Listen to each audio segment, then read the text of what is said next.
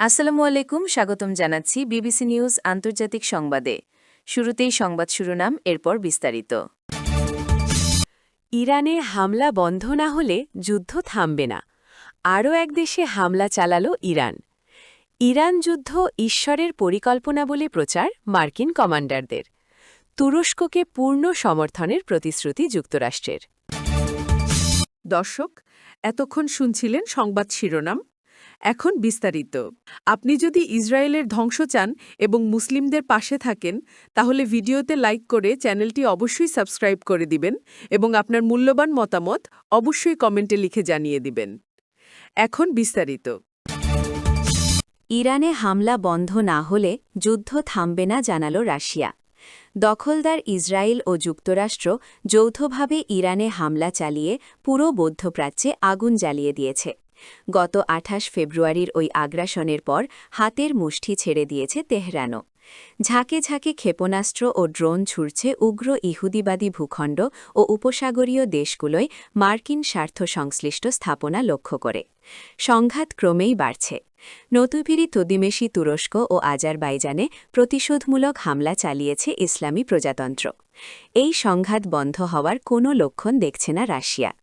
দেশটি বলেছে, ইরানে দখলদার ইসরায়েল ও যুক্তরাষ্ট্রের হামলা বন্ধ না করা পর্যন্ত যুদ্ধ থামার কোনো সম্ভাবনা দেখা যাচ্ছে না।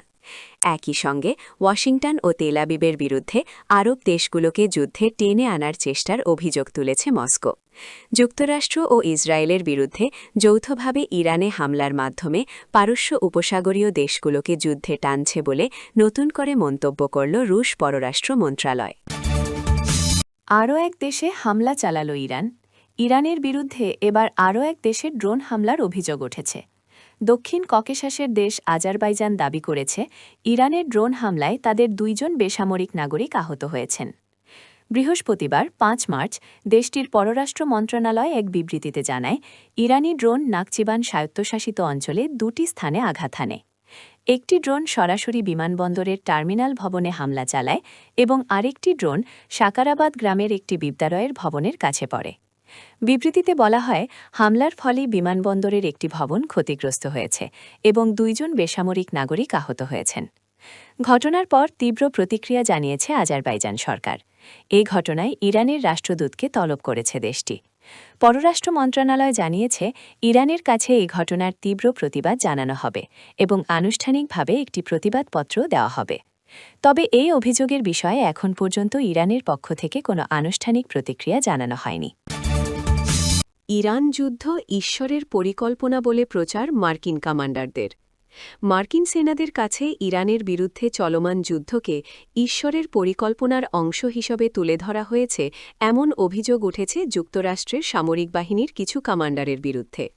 একটি ধর্মীয় স্বাধীনতা বিষয়ক নজরদারি সংস্থা জানিয়েছে, এ নিয়ে বিভিন্ন বাহিনীর সদস্যদের কাছ থেকে শতাধিক অভিযোগ পেয়েছে তারা।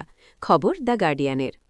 যুক্তরাষ্ট্রভিত্তিক সংগঠন military religious freedom foundation MRFF জানিয়েছে, সেনাবাহিনীর বিভিন্ন শাখা, মেরিন, বিমানবাহিনী ও স্পেস ফোর্স সহ মোট ২০০ জনের বেশি সদস্য তাদের কাছে অভিযোগ পাঠিয়েছেন। অভিযোগে বলা হয়েছে, কিছু সামরিক কর্মকর্তা বাইবেলের শেষ সময় এন্ড টাইমস সম্পর্কিত বক্তব্য ব্যবহার করে ইরানের বিরুদ্ধে যুদ্ধকে ধর্মীয়ভাবে বৈধতা দেওয়ার চেষ্টা করছেন। একটি অভিযোগে এক নন কমিশনড অফিসার NCO জানিয়েছেন, তাদের ইউনিট যে কোনো সময় ইরান বিরোধী অভিযানে যোগ দিতে মোতায়েন হতে পারে। ওই কর্মকর্তার দাবি, তাদের কমান্ডার সৈন্যদের উদ্দেশ্যে বলেছেন যে এই যুদ্ধ ঈশ্বরের ঐশ্বরিক পরিকল্পনার অংশ এবং তিনি বাইবেলের বুক অফ রেভেলেশন থেকে আর্মাগেডন ও যীশুখ্রিস্টের আসন্ন প্রত্যাবর্তন সম্পর্কিত বিভিন্ন উদ্ধৃতি উল্লেখ করেছেন। অভিযোগে আরও বলা হয়, কমান্ডার সৈন্যদের বলেছেন, ডোনাল্ড ট্রাম্পকে যীশুখ্রিস্ট ইরানে সংকেতের আগুন জ্বালাতে অভিষিক্ত করেছেন, যা আর্মাগেডন ঘটাবে এবং পৃথিবীতে তার পুনরাগমনকে চিহ্নিত করবে। তুরস্কে পূর্ণ সমর্থনের প্রতিশ্রুতি যুক্তরাষ্ট্রের।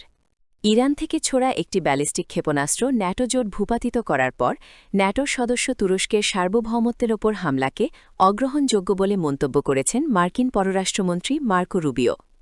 বুধবার ৪ মার্চ তিনি তুরস্কের পররাষ্ট্রমন্ত্রী হাকান ফিদানের সঙ্গে ফোনে কথা বলেন এবং তুরস্কে যুক্তরাষ্ট্রের পূর্ণ সমর্থনের প্রতিশ্রুতি দেন বলে জানিয়েছে United states department of state.